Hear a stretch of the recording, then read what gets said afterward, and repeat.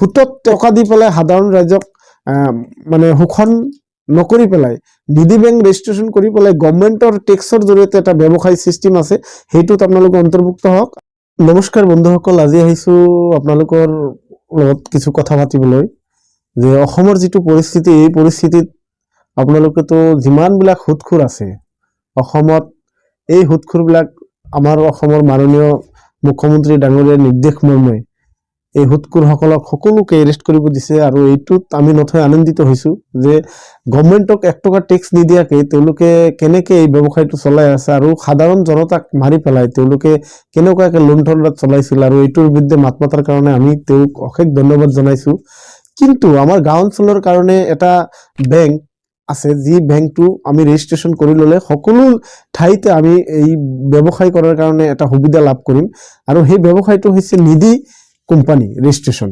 আৰু নিধি কোম্পানী ৰেজিষ্ট্ৰেশ্যনটো কি আৰু এইটো কি প্ৰচেছত হয়, কেনেকুৱাকে ৰেজিষ্ট্ৰেশ্যন কৰিব আপুনি, আৰু নিধি কোম্পানী ৰেজিষ্ট্ৰেশ্যন কৰিবলৈ হ'লে কিমান কেপিটেলৰ প্ৰয়োজন হয়, এই সম্পৰ্কে অলপ কথা পাতিবৰ কাৰণে আজি আপোনালোকৰ মাজত মই অলপ ক'ব বিচাৰিছো যে নিধি কোম্পানী হৈছে এনেকুৱা এটা বেংক যিটো গাঁও অঞ্চলৰ কাৰণে সম্পূৰ্ণভাৱে প্ৰযোজ্য হয়। আৰু আপোনালোকে জানে যে বেংক আচলতে 3টা পৰ্যায়ত হয়। এটা পৰ্যায় হৈছে ৰাষ্ট্ৰীয় পৰ্যায়ৰ, যিবিলাক ষ্টেট বেংক, HDFC বেংক, এইবিলাক হৈছে ৰাষ্ট্ৰীয় পৰ্যায়ৰ বেংক।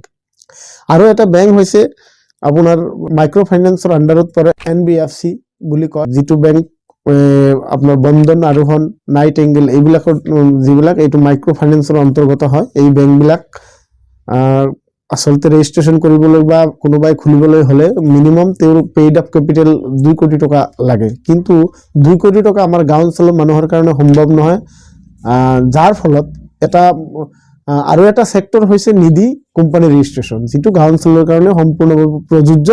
আৰু এই বেংকটো ৰেজিষ্ট্ৰেশ্যন কৰিলে আমাৰ গাঁও অঞ্চলৰ এই ব্যৱসায়টো কৰিব পাৰিব।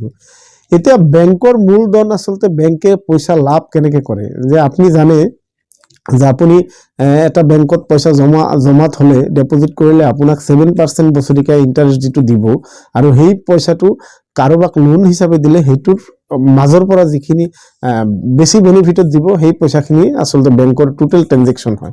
আৰু এই ৰাষ্ট্ৰীয় পৰ্যায়ৰে হওক, মাইক্ৰ' ফাইনেন্সৰে হওক বা এই নিধি কোম্পানীৰে, এই চিষ্টেমটোতে আচলতে বেংকবিলাক পৰিচালিত হৈ আছে গোটেই ভাৰতবৰ্ষত।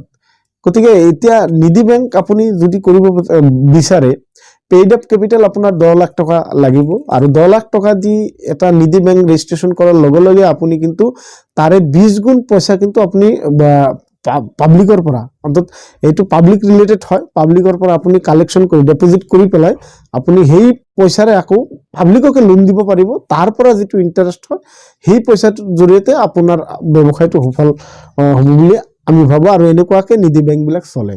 গতিকে মূল কথা হৈছে যে নিধি বেংক আপুনি ৰেজিষ্ট্ৰেশ্যন কৰাৰ কাৰণে ফৰ্মেটটো কি, আপুনি কেনেকে এই নিধি বেংক ৰেজিষ্ট্ৰেশ্যন কৰিব। নিধি বেংক ৰেজিষ্ট্ৰেশ্যন কৰাৰ কাৰণে একদম সিম্পল এটা ফৰ্মেট আছে, যে আপোনাৰ টোটেল 7জন মেম্বাৰ্স লাগিব নিধি বেংক ৰেজিষ্ট্ৰেশ্যনৰ কাৰণে। তাত কিন্তু 3জন ডিৰেক্টৰ থাকিব লাগিব, আৰু পেইড আপ কেপিটেলটো আপোনাৰ 10 লাখ থাকিব লাগিব।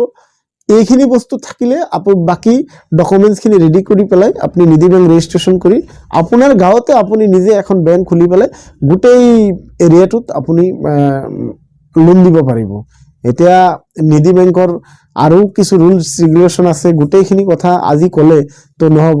গতিকে এই ভিডিঅ'টো আজি এই কাৰণে বনাইছো যে আপোনালোকে হুতত টকা দি পেলাই সাধাৰণ ৰাইজক মানে শোষণ নকৰি পেলাই নিধি বেংক ৰেজিষ্ট্ৰেশ্যন কৰি পেলাই গভৰ্ণমেণ্টৰ টেক্সৰ জৰিয়তে এটা ব্যৱসায় সিস্টেম আছে, সেইটোত আপোনালোকে অন্তৰ্ভুক্ত হওক আৰু নিধি বেংক ৰেজিষ্ট্ৰেশ্যন কৰক। ৰেজিষ্ট্ৰেশ্যন কৰি পেলাই আপোনাৰ এই কামখিনি আপোনালোকে কৰক। বাকি নিধি বেংক সম্পৰ্কে এটা ভিডিঅ' আমি দি থাকিম, গোটেইখিনি ইনফৰমেশ্যন তাত আপুনি পাই থাকিব। গতিকে আজিৰ কাৰণে সৰুকৈ এটা ভিডিঅ' বনাইছো। ৰেজিষ্ট্ৰেশ্যন প্ৰচেছত যদি আপুনি বুজি নাপায়, আমাৰ লগত কনচাৰ্ন কৰিব, আমি আপোনাক কনচাৰ্ন কৰি থাকিম। গতিকে এইখিনি কৈয়ে আজিৰ ভিডিঅ'টো সমাপ্ত কৰিছো।